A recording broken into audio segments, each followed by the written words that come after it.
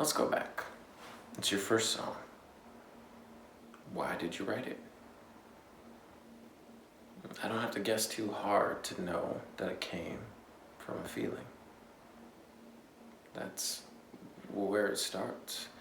You don't have a thought about the world and you're like, oh yeah, that should be a song. You have something that you need to express.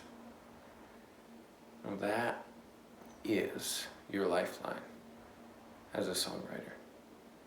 There's nothing more important when writing a song.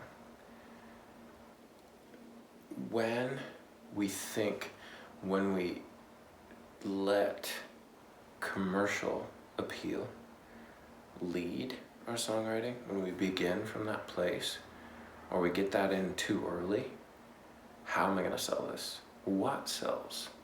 What shall I write that does sell? We've already lost it. That first reason why you wrote, that's what you have to give to the world.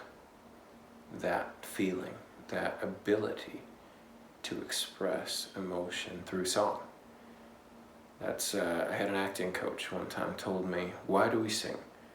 Because I was in a musical and I never really cared for the songs in musicals. And she said, why do we sing? And I was like, I don't know. And she said, because words can no longer hold what we need to express. And that is a damn good definition for why we sing. And writing is like the step just before that. Why do we write? So that someone can do that. So it has to come from that place in us. It has to come from that place where it's something that demands to be expressed. And if it's not that, then we're out of touch with our souls in a way, the best part of ourselves that got us into this in the first place. Now, there's a place for commercialization. Obviously, if we want to make money at this, we're going to have to take into account what people like if we're going to sell it. But I think that there's a way to hold on to your soul through that whole process. You don't have to go commercial to have commercial appeal, to learn commercial techniques. But the guiding light in the songwriting process, to me, needs to be a feeling. And the song part, because why isn't a song just a journal entry? Why isn't it just some embarrassing rant on a page? Because there's this impulse in someone who's meant to be a songwriter that it needs to be artful. Why? I don't know. But I personally have never been able to journal. It doesn't work for me. The last time I tried, I wrote 7 pages. I was up till 3 a.m. I hated my life. I didn't know where to stop. It just didn't work, that approach. And I didn't feel any more processed about it. Just like, oh, I'm going to be really tired. But when I write a song, it can take a few days. And I can still feel just as satisfied with the level of expression because it elevates it. When you put that craft into describing, expressing whatever you're feeling, then there's satisfaction there that goes beyond a regular journal entry. It goes beyond just, this is what happened, these are some random feelings I had about it. The care and quality that goes into crafting these feelings into a song, the shock waves are bigger. It means more. It really does just mean more. And to me, that is what this is all about. That's what writing is all about. Even beyond songwriting, prose, poetry, everything should have a feeling in it, I think. I think that's what we relate to the most. I think it's just what it's all about. So, as we learn, say, pop or hit writing techniques, nothing wrong with these techniques. It can really help to understand why a song feels less appealing, why a song is less appealing, genuinely, that other people don't like it.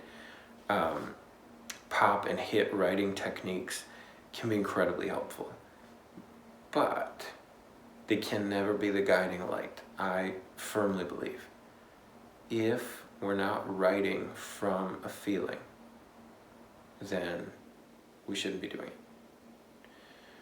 Now, that's not to say that thoughts don't get involved, that we don't end up thinking about it and crafting these feelings in what can be kind of a very analytical mind space. But it can't be about that. It has to be about expressing that feeling that we can't. It's about saying what you can't help but say. That will keep you in line with the most satisfying, truest part of you that started doing this in the first place.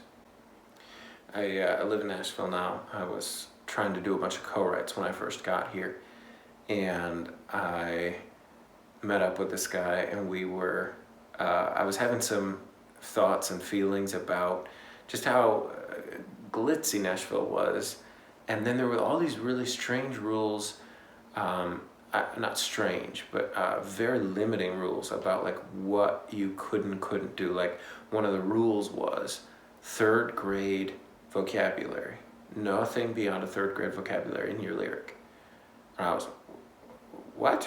Like, because that's a hit. I think that sometimes an artful song does turn into a hit. There's nothing wrong with a hit. But in Nashville, I've noticed that it's the same. A good song and a hit are like kind of seen as the same. So it was a really interesting experience sitting down with this guy, because I start with these, I'm like, well, I was having this, streets here are slick, got a hell of a shine. Like that was kind of that was my first line about it, of like, this is kind of what I'm feeling. And I was having a little guitar thing. I'm not very good on guitar, but I was playing a little thing. He's like, oh, I like that vibe. I like what you got there. And I was telling him, okay, cool, yeah, this is kind of what it's coming from, this is what it's about. And he was like, can it be about finding love? And I was like, what? Like, but he understood that what I was writing about was not going to be commercial, because no one who wasn't an artist was going to be able to relate, right? If you're a waiter, if you're a janitor, if you're a teeny bopper, you're not going to relate to a song about the music industry itself, even if it's really artistic. So it was just interesting. It was like just this clash of like, what is important right here? Because for me, I didn't have feelings at that point about like finding love. That's not what I'm feeling this week. For him, maybe it was, or maybe he was just like, well, that's what sells. I don't know to this day. It just was a very interesting experience, because here I was with kind of a cool vibe, strong feeling, and he liked the vibe and he liked the feeling, but he was like, well, but that won't sell, was basically the unspoken issue, where I was going. And to me, that's not a good reason to not go somewhere musically. Now, there are techniques for making things more relatable. Like it or hate it, Chris Martin from Coldplay is actually very good at writing songs that have commercial appeal that you have no idea what they're about. Almost never do you understand what the song is actually about. And yet there's plenty of commercial appeal. So there are ways to write about, you know he's writing about a true feeling, but there are ways to express it in a way that's universal and in a way that's hidden enough that it can be more palatable, right? It can have more commercial appeal. So there is a place for even writing about something that's not technically commercial and going to a poetic place with it where now it can be commercial again. So, and I take no issue with any of that. As long as it starts with that true feeling, not a problem. But what I really deeply encourage you is don't get sucked into a commercial approach to a commercial ethic, a guiding light for your writing process. Don't do that. You've got to keep that true expression at the heart of what you're doing, or else what you're doing won't matter, even if it sells 1 million records.